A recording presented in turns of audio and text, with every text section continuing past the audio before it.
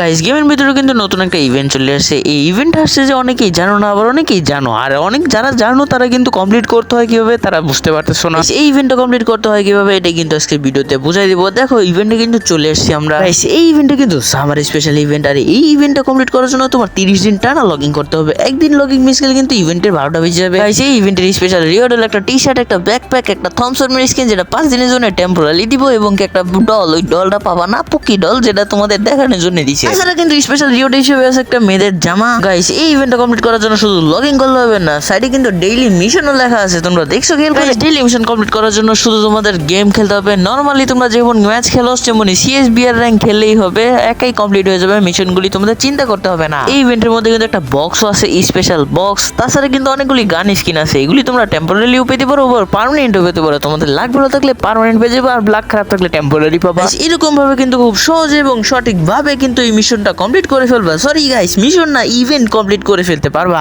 Guys আজকের মতন এখানেই বিদায় নিচ্ছি, দেখা হবে কোনো নেক্সট ভিডিওতে। পর্যন্ত তোমরা সবাই ভালো থাকো, সুস্থ থাকো, এবং কি সবাইকে ভালো রাখো। আল্লাহ হাফেজ সবাইকে।